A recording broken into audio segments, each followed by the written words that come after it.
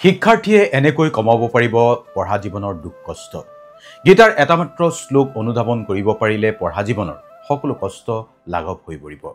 পঢ়াটো বিৰক্তিকৰ নহয়, আনন্দদায়ক হৈ পৰিব। কেৱল এই কথাখিনি ঠিকমতে শুনা তোমালোকে। গীতাৰ ৬ষ্ঠ অধ্যায়ৰ ৭০ নম্বৰ শ্লোকত আছে, যুক্তহাৰা বিহাৰস্য যুক্ত শ্ৰেষ্ঠস্য কৰ্মসু যুক্ত স্বপ্নাভ বুধস্য যোগো ভৱতি দুঃখঃ। অৰ্থাৎ যিজনে পৰিমিত আহাৰ আৰু বিহাৰ কৰে, পৰিমিত প্ৰয়াস কৰে, যাৰ নিদ্ৰা আৰু জাগৰণ নিয়মিত, তেওঁই যোগ অভ্যাসৰ দ্বাৰা সমস্ত জড়জাগতিক দুখৰ নিবৃত্তি সাধন কৰিব পাৰে। ইয়াৰ অৰ্থখিনি কেনেকৈ কি প্ৰসংগত মিলিব বুজাই কম। এই শ্লোকটোৰ আধাৰত শিক্ষাৰ্থীয়ে কেনেকৈ মটিভেশ্যন আনি শিক্ষা জীৱনৰ সকলো দুখ কষ্ট কমাব পাৰিব সেই বিষয়ে কথা পাতিম। শ্ৰীমদ ভগৱত গীতাৰ এই শ্লোকৰ আধাৰত আত্ম অনুশাসন, সমতা, জীৱন সম্পৰ্কে সঠিক দৃষ্টিভংগী গ্ৰহণ কৰিব পাৰিব শিক্ষাৰ্থীসকলে। ছাত্ৰ জীৱনৰ অসীম যন্ত্ৰণাক হাঁহিমুখে গ্ৰহণ কৰি সফল হোৱাৰ পথ গ্ৰহণ কৰা সকলৰ বাবেও এই শ্লোকৰ অৰ্থ খুবেই বিশাল। এই শ্লোক কেৱল শাৰীৰিক যোগৰ বিষয়ে নহয়, বৰঞ্চ সুষম জীৱন যাপনৰ বিষয়ে, য'ত প্ৰতিটো কাৰ্য পৰিমিতভাৱে কৰা হয়। ভগৱান শ্ৰীকৃষ্ণই কৈছে, দুঃখঃ অৰ্থাৎ যন্ত্ৰণা, দুখ কষ্ট নিৰ্মূল কৰিবলৈ যুক্ত জীৱনশৈলী প্ৰয়োজনীয়। যুক্ত জীৱনশৈলী মানে অনুশাসন আৰু সুষম জীৱন। এইখিনি সাধাৰণভাৱে সকলোৰে বাবে প্ৰযোজ্য। এতিয়া শিক্ষাৰ্থীৰ ক্ষেত্ৰত কেনেকৈ প্ৰযোজ্য হ'ব সেই কথাখিনি ক'ম। শিক্ষাৰ্থীসকলক কৈছোঁ, বেছিকৈ নপঢ়িবা, একেবাৰে কমকৈও নপঢ়িবা। টোপনিৰ প্ৰতি অৱহেলা নকৰিবা অথবা অতিমাত্ৰা টোপনিৰ অভ্যাসো নকৰিবা। মনোৰঞ্জন একেবাৰে এৰাই চলিব নালাগে, কিন্তু একেবাৰে মনোৰঞ্জন দুনিয়াটো সোমাই পৰিব নালাগে, মানে লিপিত খাই যাব নালাগে। খোৱা, শোৱা, কাম কৰা, পঢ়া সকলোতে এটা সঠিক পৰিচালনা পদ্ধতি থকাটো খুবেই দৰকাৰ। এই সুষম ধৰণৰ জীৱন পদ্ধতিয়ে মানসিক স্পষ্টতা, শক্তি বৃদ্ধি কৰে, যাতে দীঘলীয়া সময়ৰ কাৰণে পঢ়াত মনোযোগ দিব পাৰি। এতিয়া আচলতে বেছিভাগ ছাত্ৰ ছাত্ৰীৰ পঢ়াৰ সময়ত কিছুমান কমন সমস্যা আছে, কমন প্ৰব্লেমছ। বেছিভাগেই এক ধৰণৰ সমস্যাৰ বাবে পঢ়াত মনোযোগ হেৰুৱাই পেলায়। ছাত্ৰ ছাত্ৰীৰ কমন সমস্যা বা প্ৰব্লেম হ'ল এনেকুৱা যে বেছিভাগেই সাংঘাতিক ধৰণে মোবাইল ফোন আসক্ত, হয়নে? ছ'চিয়েল মিডিয়াত স্ক্ৰল কৰি সময় পাৰ কৰে, লগে লগেই সময়ৰ অপচয় আৰু নিজৰ মনত এটা অপৰাধবোধৰ ভাৱ। পৰীক্ষাৰ ফলাফলত প্ৰভাৱ পৰাৰ লগে লগে সকলোকে উত্তৰ দিয়াৰ চিন্তাই খুলি খুলি খায়। এতিয়া এই শ্লোকটোৰ আধাৰত কেনেকৈ শিক্ষাৰ্থীয়ে এই সমস্যা সমাধান কৰিব পাৰিব সেই বিষয়ে ক'ম। এই শ্লোকটোত যে ভগৱান শ্ৰীকৃষ্ণই কৈছে, যুক্তহাৰা বিহাৰস্য, মানে খাদ্য গ্ৰহণ আৰু মনোৰঞ্জনত সমতা স্থাপন। ইয়াত মোবাইল আৰু ছ'চিয়েল মিডিয়াৰ মনোৰঞ্জনো সোমাই আছে। কেনেকৈ?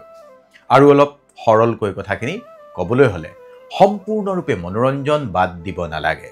দিনটোত অলপ ৰিলেক্স হ'বলৈ আধা ঘণ্টাৰ মনোৰঞ্জন একো বেয়া কথা নহয়, ক্ষতিকৰ নহয়। কিন্তু আধা ঘণ্টা বুলি যদি 2 ঘণ্টা পঢ়াৰ সময়ত মনোৰঞ্জনৰ নামত খৰচ কৰা যায়, তেতিয়াই ক্ষতি নিশ্চিত। সেইকাৰণেই বেলেঞ্চৰ কথা কৈছে ভগৱানে। আৰু পঢ়া জীৱনৰ একঘেয়ামী বা বিৰক্তি আঁতৰাই নতুনকৈ মনোযোগ ঘূৰাই আনিবলৈ সেইকাৰণেই অলপ মনোৰঞ্জনৰো দৰকাৰ। শিক্ষাৰ্থীসকলে সততে সন্মুখীন হোৱা আন এটা সমস্যা, টাইম টেবুলৰ সমস্যা। যেতিয়া পঢ়া জীৱনত এক ৰুটিন নাথাকিব, তেতিয়াই সমস্যা হ'ব। আজিকালি বেছিভাগ শিক্ষাৰ্থীয়ে পলমকৈ শুই উঠোঁতে পলম হয়, কাৰণ নিশা শুওঁতে দেৰি হয়, ভাগৰুৱা অনুভৱ কৰে, 5 মিনিট শুবলৈ ইচ্ছা কৰে পুৱা, আৰু 5 মিনিট বুলি কয়। কিছুমানে কেৱল পৰীক্ষাৰ আগত দৰ্জা বন্ধ কৰি পঢ়িম বুলি লোৱা মানসিকতায়ো সাংঘাতিক ক্ষতি কৰে। এটা ইৰেগুলাৰ যেতিয়া লাইফষ্টাইল হ'ব, তেতিয়া উদ্বেগ বাঢ়ি আহিব। বহুতেই পঢ়াত মনোযোগ দিব নোৱাৰে, পঢ়িবলৈ বহিলেও পঢ়া কথাবোৰ মনত নাথাকে। এতিয়া এই শ্লোকটোৱে এই সমস্যা কেনেকৈ সমাধান কৰিব? শ্লোকটোত আৰু কি আছে? ভগৱানে কি কৈছে? যুক্ত স্বপ্নাভ বুধস্য, অৰ্থাৎ যিকোনো লোকেই নিদ্ৰা আৰু জাগৰণ নিয়মিত কৰিব লাগিব। এটা ৰুটিন, মানে এটা অনুশাসনত জীৱন চলালে শৰীৰটোৱে সেইমতেই এডজাষ্ট কৰি লয়। নিশা শোৱাৰ সময় আৰু শুই উঠাৰ সময় যেতিয়া সঠিক হৈ থাকে, তেতিয়া শুই উঠি আপুনি ফ্ৰেছ অনুভৱ এটা কৰিব, ফ্ৰেছ ফিলিং। যেতিয়া মন শৰীৰ প্ৰফুল্ল হৈ থাকিব, তেতিয়াও পঢ়া কথাবোৰ সহজেই মনত থাকিব। শিক্ষাৰ্থীৰ তৃতীয়টো সমস্যা, পৰীক্ষাৰ সময়ত ষ্ট্ৰেছ, ভয়, উদ্বেগ। পৰীক্ষাৰ সময়ত পঢ়োঁতে কথা মনতেই নৰয়, যি পঢ়ে পাহৰি যায়, চিলেবাছ শেষ কৰিবলৈ কঠিন হয়, এনেকুৱা ধৰণৰ সমস্যা। মুঠতে সাংঘাতিক ধৰণে ষ্ট্ৰেছ, চিন্তা আহি যায়। এতিয়া পৰীক্ষাৰ সময়ৰ ভয়, শংকা, ষ্ট্ৰেছ, উদ্বেগ দূৰ কৰাৰ কথাটো শ্লোকত আছে। ভগৱান শ্ৰীকৃষ্ণৰ শ্লোকত কি কৈছে? যুক্ত শ্ৰেষ্ঠস্য কৰ্মসু, অৰ্থাৎ কৰ্ম আৰু ক্ৰিয়াৰ সমতা। পৰীক্ষাৰ সময়ত লাষ্ট মিনিট এংজাইটি দূৰ কৰিবলৈ পঢ়াৰ ধৰণ হ'ব লাগিব অনুশাসনযুক্ত, অৰ্থাৎ দৈনিক আৰু ধাৰাবাহিকভাৱে পঢ়িব লাগিব, ৰেগুলাৰিটি।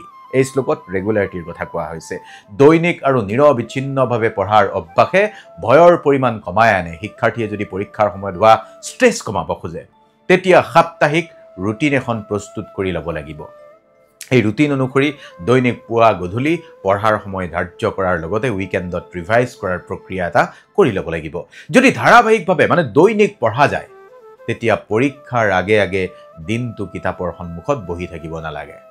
পৰীক্ষাৰ আগত 10-12 ঘণ্টা নপঢ়িলেও সঠিক প্ৰিপাৰেশ্যন হৈ যাব পৰীক্ষাৰ বাবে। শিক্ষাৰ্থী বহুতৰে খাদ্যাভ্যাস এতিয়া বেয়া হৈ আহিছে। আমি পঢ়ি থাকোঁতে ঘনাই চাহ খোৱাৰ অভ্যাস আছিল আমাৰ, সেইটো বেয়া। শৰীৰটো যাতে হাইড্ৰেটেড হৈ থাকে তাৰ বাবে পানী, ফল মূলৰ ৰস, ফল মূল, বুট, মগু খাব পাৰে।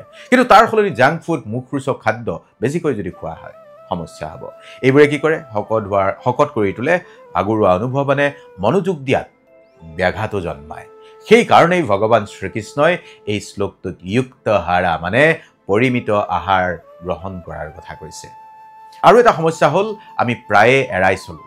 বহু ল'ৰা ছোৱালীয়ে পৰীক্ষা যেতিয়া থাকে, পৰীক্ষা বুলি থৰকাচুটি হেৰুৱাই পেলায়। 12-14 ঘণ্টা পঢ়িবলৈ লয়, পঢ়াত ব্ৰেক নাই, পৰিয়াল, বন্ধু কাৰো লগত মাত বোল নাই, দৰ্জা মাৰি পঢ়িব। এনেকৈ পঢ়িবলৈ ল'লে মানে এনেধৰণে বেছিকৈ পঢ়িলেও এই পঢ়া বহু সময়ত প্ৰডাক্টিভ নহয়। সেইকাৰণেই কোৱা হৈছে সমতাৰ কথা। এই শ্লোকত সংযমৰ কথা কোৱা হৈছে, সমতাৰ কথা কোৱা হৈছে। কম পঢ়া আৰু জোখতকৈ বেছি পঢ়া দুয়োটাই ক্ষতিকাৰক। সেইকাৰণেই তোমালোকক কৈছোঁ 45 মিনিট বা 1 ঘণ্টা পঢ়ি 5 মিনিট বা 10 মিনিটৰ সৰু এটা বিৰতি লৈ আকৌ পঢ়া।